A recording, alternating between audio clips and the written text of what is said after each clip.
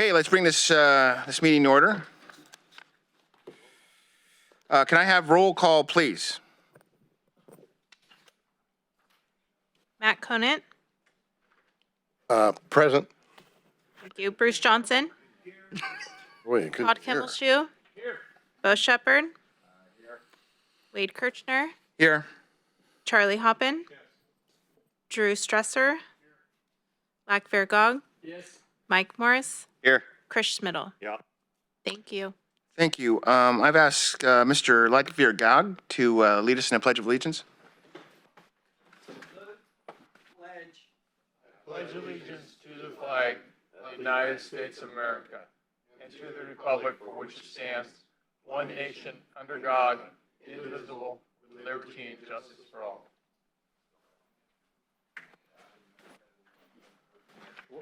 Thank you. Public comment. Members of the public will be allowed to address Sutter Butte's Flood Control Agency's Board of Directors on items of interest to the public that are within the subject matter jurisdiction of the board. Any member of the audience who may wish to bring a matter before the board that has not been placed on the agenda may do so at this time. However, state law provides that no action may be taken on any item not appearing on the posted agenda. Do we have any public comment? No, we don't. Okay. Budget hearing. Hearing and approval of the final amended budget. Hey, Mr. Chair, so we'll open the public hearing right now. And I am going to turn it over to Seth, but before he begins his presentation, just a quick reminder to the board. So this is the second step in the process. So last month, Seth provided a pretty detailed overview of our budget. And the board has now had a full month to review that information, and we're here to answer any questions that the board may have or the public. The bottom line of our budget is the agency's in good fiscal order. We're advancing our strategic plan, and Seth's going to get into the details on that. So Seth, with that said, please take it away. Yeah, thank you for the introduction, Michael. So I'll move on. The budget that's before you today covers fiscal years 2020, 2021 through 2023, 24 with the actuals of 2020, 21, some amendments to 21, 22, the current year we're in, to align with actuals, and then next year through the 23, 24. Supported by the detailed cash flow projections, which are included in the back of the budget materials, which are informed by all the current contracts we have in place and the policy direction from the strategic plan. Revenues come from multiple sources, including the assessment district, grant funding, and fund balances carrying over from year to year, particularly on our operating budget. The purpose of the amendments was to amend the previously 2020 through 24 budget with, again, refined costs and revenue projections, basically on timing, getting the right expenditures in the right years, refine the budget account details. In some cases, early on in a project, we'll budget at a high level and then break down that more detailed budget. So, for example, planning might ultimately consist of CEQA, design, construction management, things like that. And then we incorporate also new programs, which I'll go through in more detail. At a high level, the budget, we have about $17.46 million that was shown in the current approved budget. The proposed amended budget shows a little bit higher starting working capital based on actuals. But we have about $75 million in revenue with a $45 million in expenditures. And then we add in our debt service of about $22 million, projecting to end the period ending in June 30, 2024 with about $25.5 million. That fund balance will ultimately be utilized for implementation of future projects, which I'll get through, allude to later on in the presentation. So, the main changes of the expenditures and the revenues are the addition of sediment removal projects, funding that we have, the Lower Feather River project, critical rehabilitation of the Sutter Bypass East Levee, and other OWA grant applications and related work that we're looking to plan in advance. So those are the big changes. On the expenditure summary side, you can kind of see the detail here. This is each of the agency's programs, which you'll find that organized in the budget. 730 fund is the agency's operations, and the rest of the projects are all in the capital fund. The ops changes are decreases due to the actuals of 2021 falling beneath the budget, and so you can see the reduction there. The EIP UFR basically for LIP 1 changes a shifting forward of expenses and an extension of the time frame before closeout. RFMP is an increase due to additional rounds of funding and phases of 4-5 planning. The Laurel Avenue FSRP project, those are some older expenditures, but they're related to acquisition of right-of-way for federal compliance and crediting. So that's still reflected in the budget, even though that project was completed quite some time ago. There's still some right-of-way related there. The Oroville Wildlife Area project and changes are inclusions of the Robinson's Riffle project. It's tracked under that same program for the agency. It's the grants that we applied for under the Regional Park program for the Thermalito After Bay. I think Michael will talk about some of those future projects under his update. The sediment removal increase of about 10 million in work, and another CDF for expected funding that we've asked for through DWR through the budget, the annual state budget process, and funding for CDFW, 2.7 million in work in fiscal year 23 and 24. So there's some increases there. That's why you'll see that big jump from 4.7 to 17 million. So those are the main changes on the expenditure side. On the revenue side, you can see a lot of those projects down here in the lower half of this table, additional funding that we've requested, and additional projects that we're pulling in. So anywhere you see a zero, we didn't have that previously budgeted.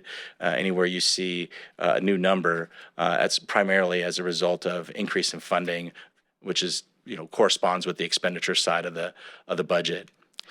So in terms of future projects and efforts, what's within the budget itself, attached to the budget resolution, I've kind of gone through highlights of all of the tables. There's also the budget message that goes with it, and it's part of the budget. We talk about some future planned projects. These are items that are not included in the dollars and cents, but are expected future projects, and so we want to recognize them in the budget for implementation. And what we may see is, to the extent that we are able to secure funding for these projects, we would bring forward a budget addendum to supplement what we're asking the board to approve today. So these include the OWA Robinson's Riffle construction. So we've got funding requests submitted, and this is included in the budget of about 1.7 million for planning and preliminary design, and another request, as I mentioned, for through the Regional Parks program for 3 million. That future augmentation would be for implementation of construction, and we're seeking that funding. So if we were successful there, we would bring that forward and supplement the budget for that work.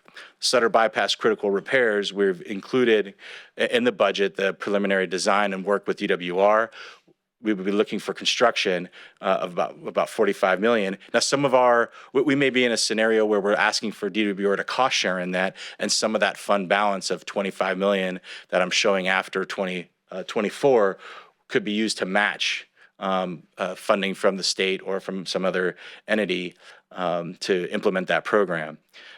We could also look to supplement that with revenues from our impact fee program.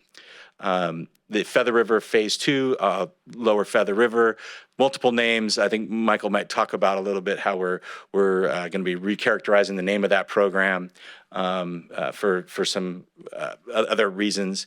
But that would be from Highway 99 Bridge South to the confluence with the Sutter Bypass East Levee.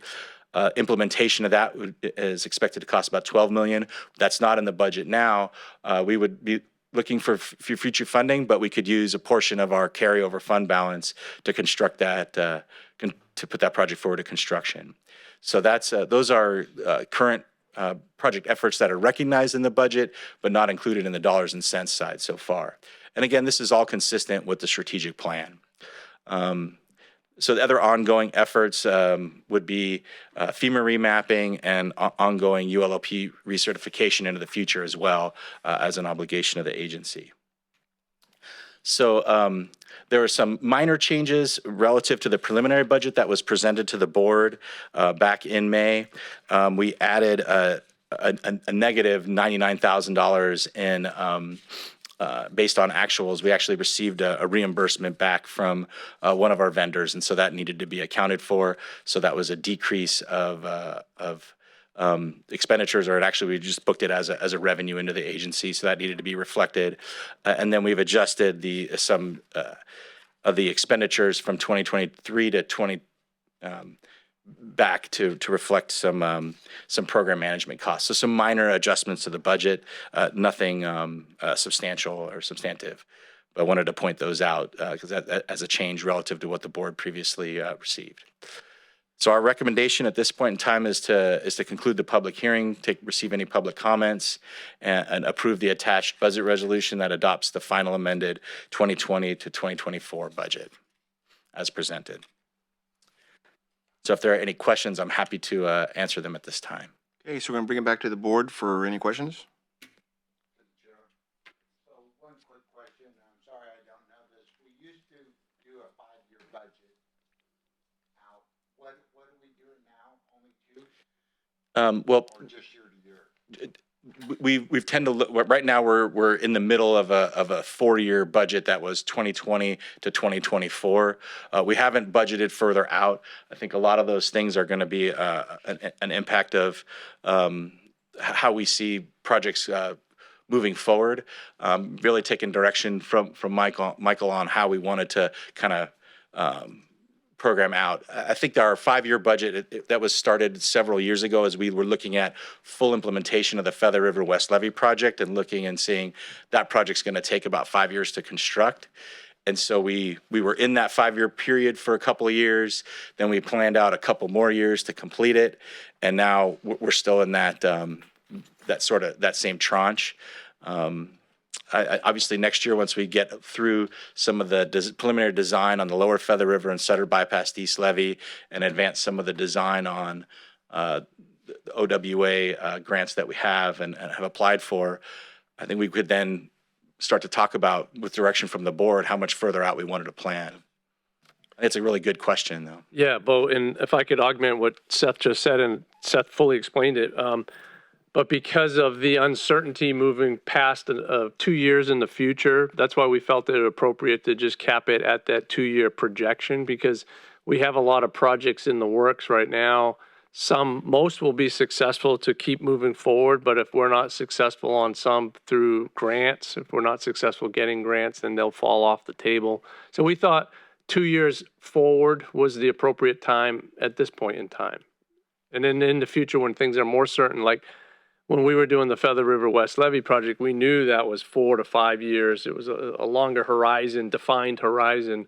Now it's less certain, so we wanted to cap it at 2. Thank you, and I appreciate that. But I was seeing 2024, but then some places I'd see only 2 years. And I thought, well, I'll just clarify. So thank you.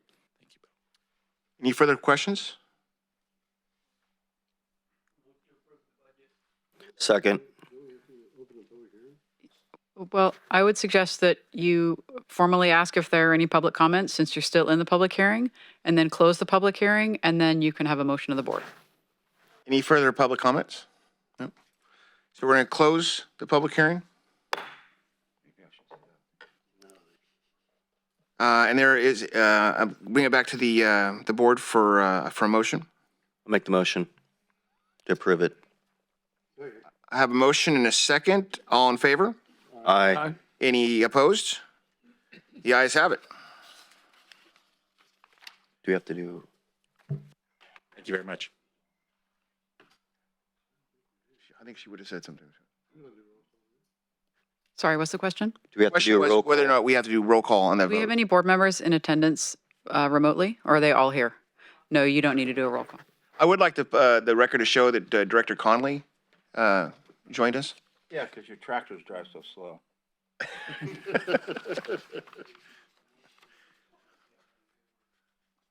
I'm sorry?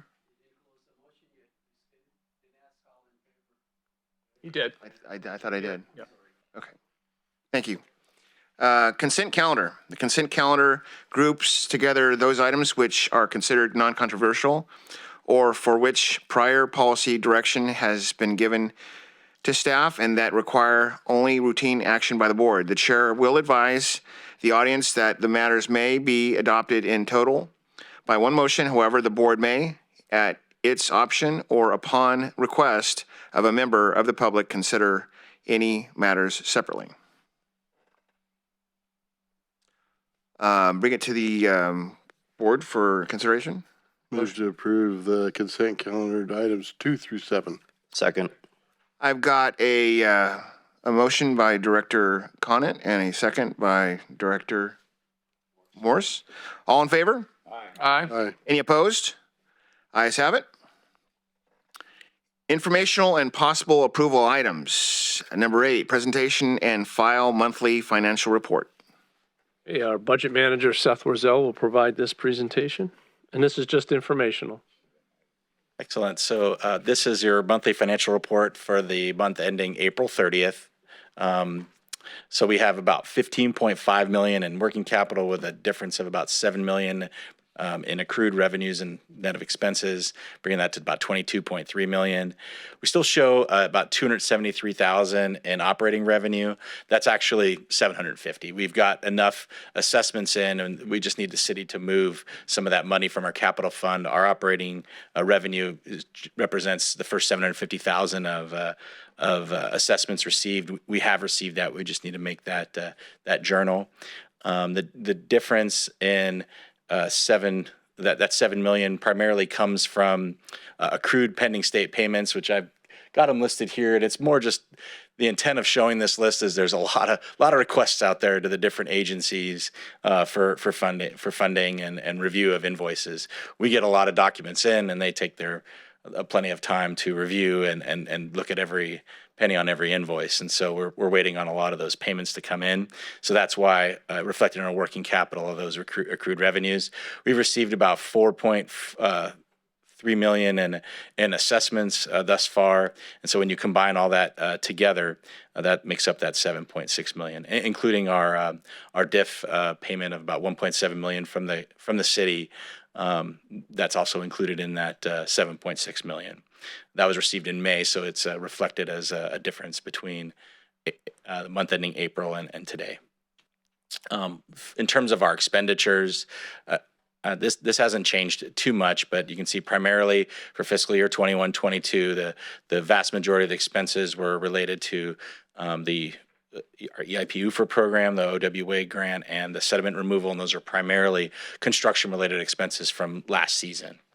Our debt service payment was made in April, of course, and our next debt service payment is due in October. That'll be about 3.6 or 7 million in that range. 3.8 million. So our funding agreements, our UFR agreement, primarily that list of pending payments, and the same goes for our OWA grants from the Wildlife Conservation Board and CDFW. We will start advancing in more earnest now that we've gotten through the budget process, the closeout of the Feather River West Levee project and our EIP UFR agreement. It's primarily waiting on the transfer of right-of-way interests from Sabufka to the Sacramento-San Joaquin Drainage District. Once those right-of-way transfers are recorded, then we're pretty much done, and we can close out our agreement. We'll already be processing some additional payments to release retention, since all that work is really just sitting in the state's on the state's doorstep, waiting to be processed. So we continue to support the efforts of the Fryleaf assessment, which that balloting period closes in a couple weeks. We'll be also working on an update to the regional levy impact fee. We had prepared a draft of that study, presented that as an informational item to this board, have been working with the member agencies, land use agencies on review of that study. In the meantime, there were some legislative changes that require a change to development impact fee studies as it relates to fees charged for housing. There's a new requirement that all fees be charged on a per square foot basis unless you can make certain exceptions. We had proposed to charge our fee on an acreage basis. And as a result, we're going to be updating our study to convert the fees to be on a square foot basis compliant with that new legislation. So that's taking a little bit more time and part of the reason for the delay in presenting that study back to the member agencies for approval. Essentially, the fee will be the same. It's just going to be charged and calculated on a different basis. I want you to clarify that. Not square footage of buildings, it's square footage of the entire property. It'd be on a building square foot basis. The approach with that legislation, it's called AB 602, is that a lot of fees are charged on a per unit basis, and housing advocates felt like that was disproportionately overcharging smaller housing development. And so by charging it on a per square foot basis, they felt it was more equitable. To the extent that you want to build higher density housing, you would get lower fees for smaller homes, making housing more affordable. Versus, if, for example, if you're charging like a fire facility fee or a library facility fee, which in theory might be the same, if you have a couple people living in a house, that's going to be the demand on the library is not a function of, it's a function of the amount of people or the amount of fire engines, maybe proportional to the number of structures that you need. In this case, they're saying you should do it on a square foot basis because there's more demand relative to the size of the house. So unless you can come up with a rational reason and make like 5 or 6 different findings, then you can charge it on an alternative basis. Short of that, you need to charge it on a square foot basis. So that was the main impetus for that legislation and that change. Any further questions on that? So in terms of the coordination we're coordinating with DWR on the funding for the Sutter Bypass East Levee and Lower Feather River work. And then the next step on the budget, thank you for the approval, is to coordinate with the city and get all the budget implemented within their tracking systems. Okay, so that concludes my presentation. If there's any other questions, I'm happy to answer them. Any questions from the board?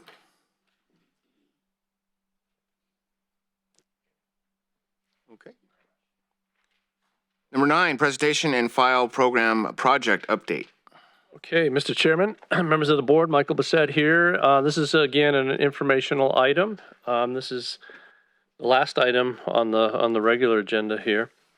So wanted to update the board on Feather River West Levee Project 1, as Seth mentioned earlier in the budget highlights that we're closing out for LIP 1. We still have some ongoing work. We're working on the 2nd Street encroachments and vegetation removal project. Our designer just concluded their field work activities.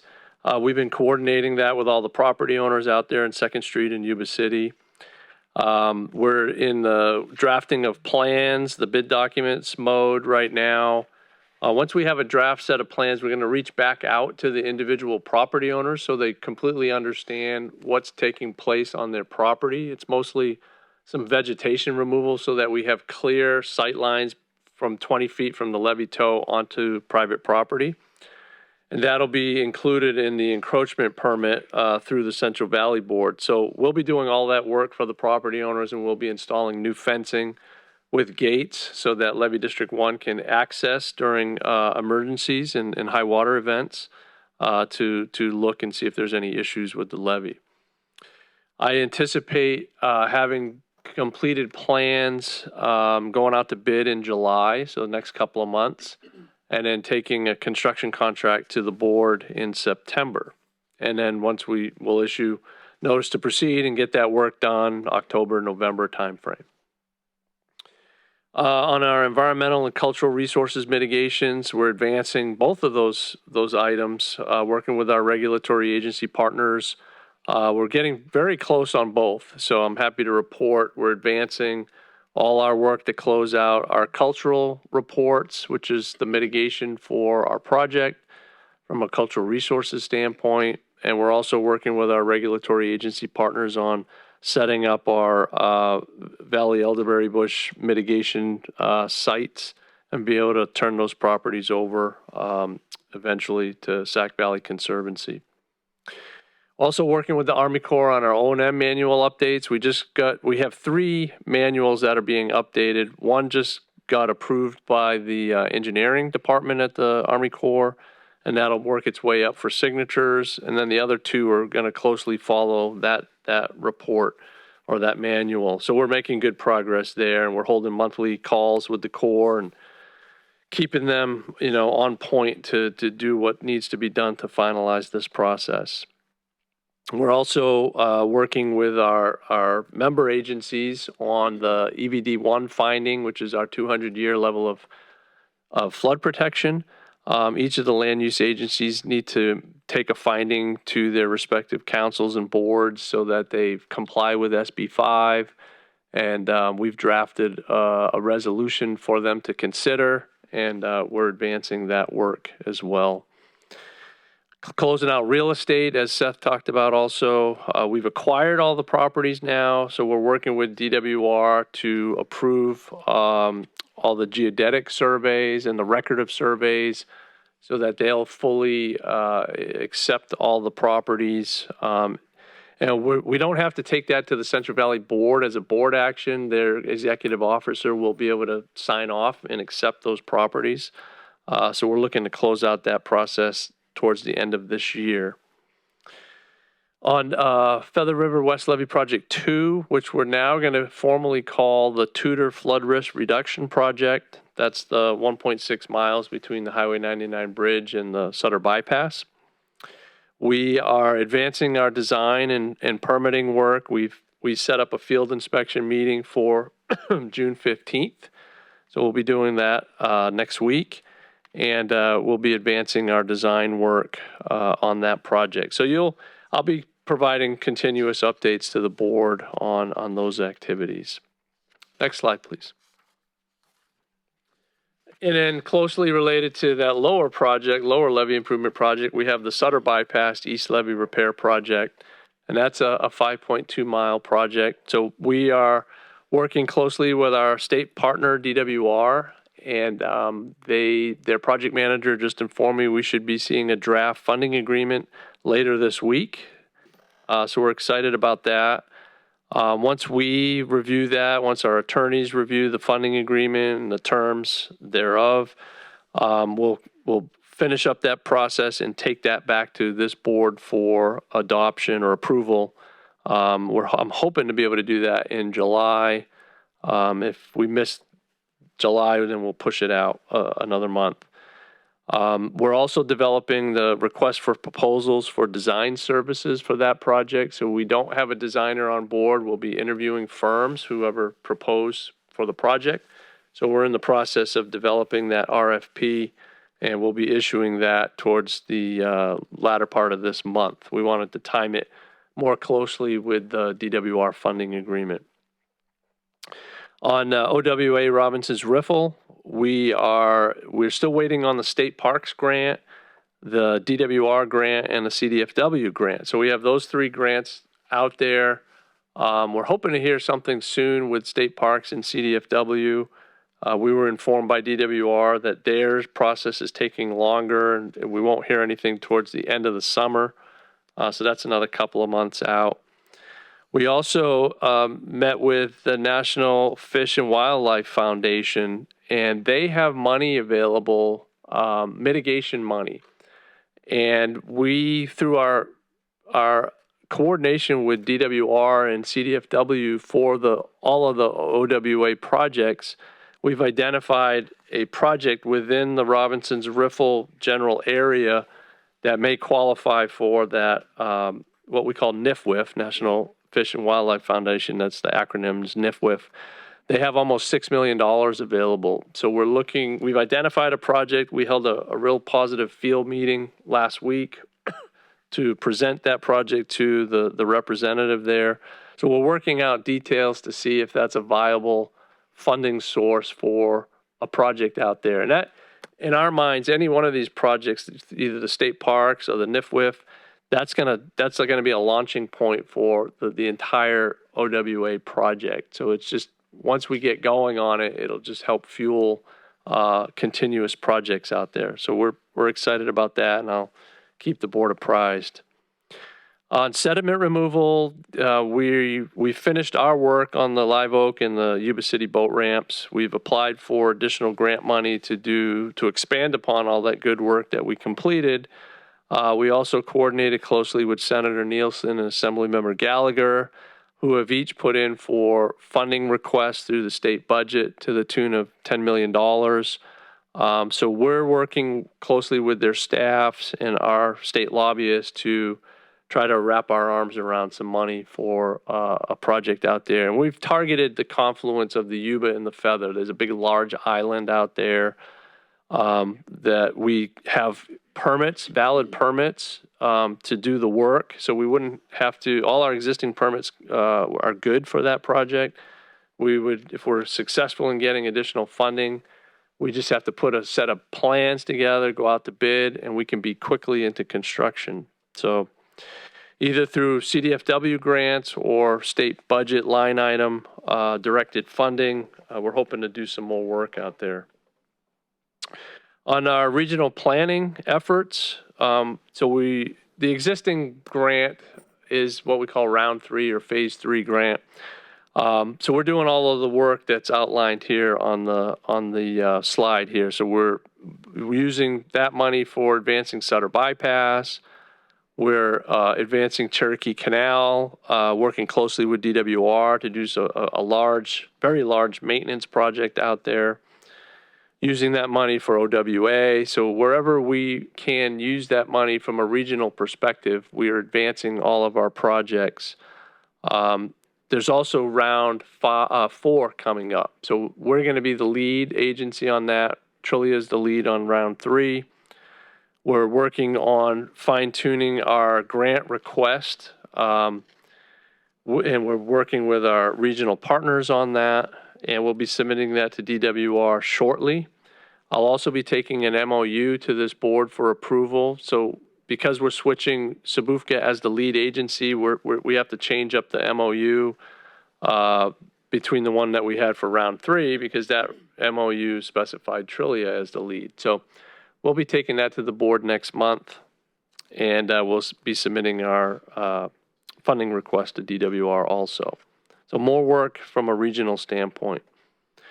On our federal project, we're still working closely with the Army Corps on punch list items, most notably leaking vaults that were constructed for Feather Water District and an intake structure, gate valve structure that is being turned over to the Garden Highway Mutual Water Company that they didn't achieve the desired concrete strength. So we're working on ways to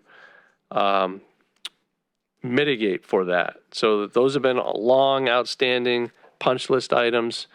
Had a really positive meeting with our project manager's boss, so the chief of the planning group or the project management group within the Army Corps, to try to get some traction and get this done. And she was as frustrated, or our frustrations, she understood our frustrations, and she wanted to see things completed as quickly as possible. So we're thinking that that's going to help out a lot, and I've already seen some progress being made just within the past couple of weeks. So I'm hoping to be able to conclude these items very soon. We're also increasing our dialogue with SBFCA on our federal credit. So we're working on perfecting our federal credit for the Feather River West Levee project. We're looking at about $27 million of credit, and because we've completed our federal project, we can't utilize that credit within our basin. So we're looking to see, is there a value? What can we do with that credit? And we're looking at selling it to SBFCA.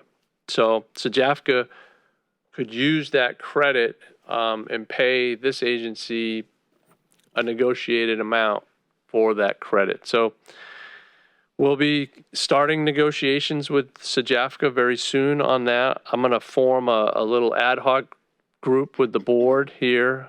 We could talk about that next month, Mr. Chairman, to figure out who you would like to see on that ad hoc board to help guide that process. So that's a real positive thing for the agency. It could wind up, easily over $10 million to be able to utilize for future projects.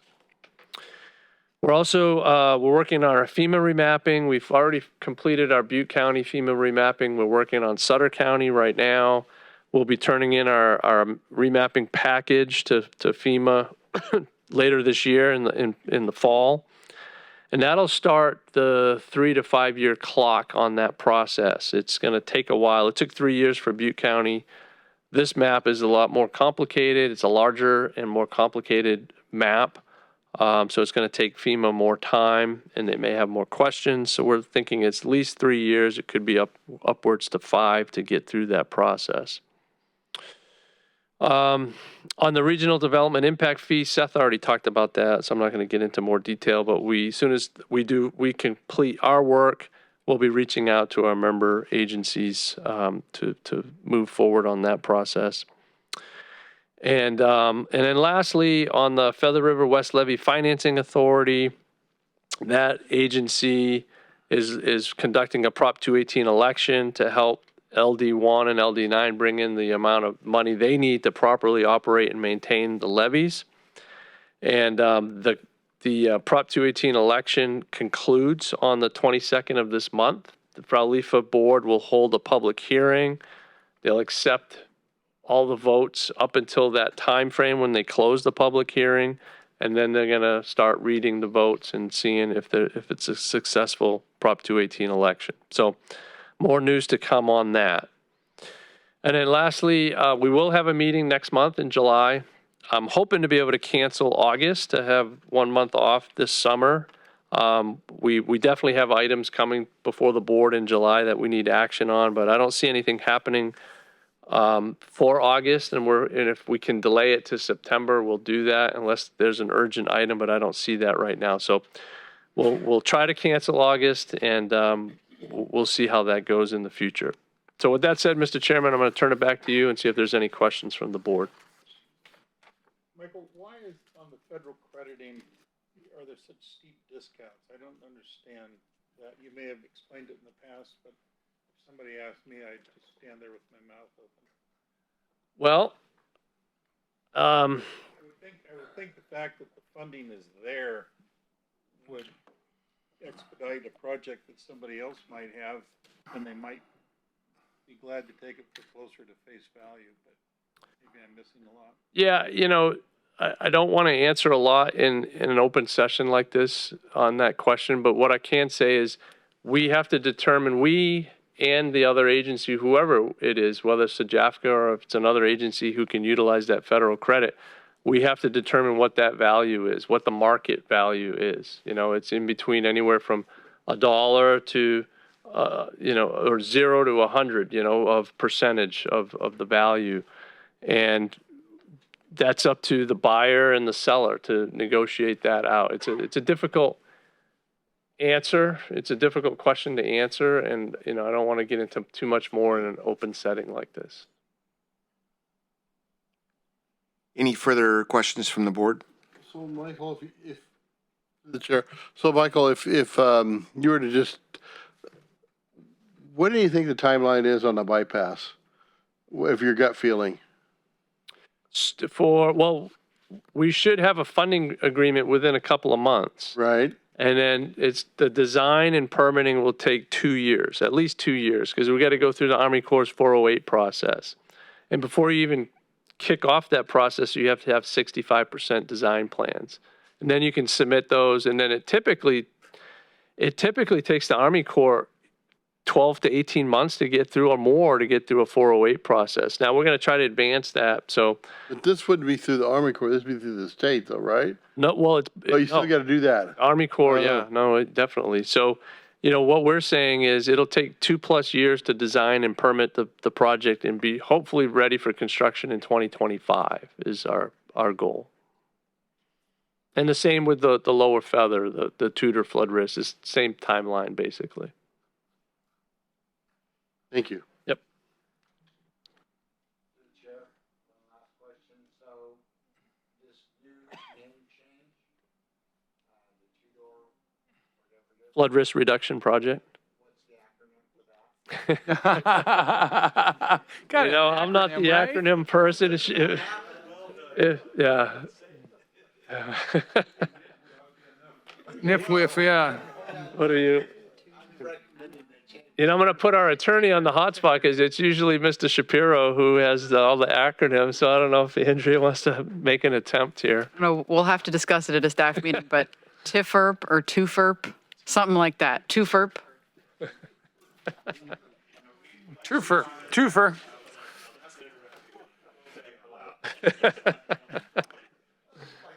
Okay, any further questions from the board? Hearing none, we're going to move to closed session. Item 10, conference with legal counsel regarding public employment pursuant to Government Code Section 45957, title, Executive Director Evaluation. So, Mr. Chairman, we're all the staff. We're all going to walk outside. Terry's going to ensure that the video is off. So we'll be outside the doors if necessary. It'll go your way a lot better if I had a bottle of water. Hey, going back to the open session, there was nothing reportable in closed session. And with that, I will entertain a motion for adjournment. So moved. We have a motion and a second. All in favor? Aye. Any opposed? The ayes have it.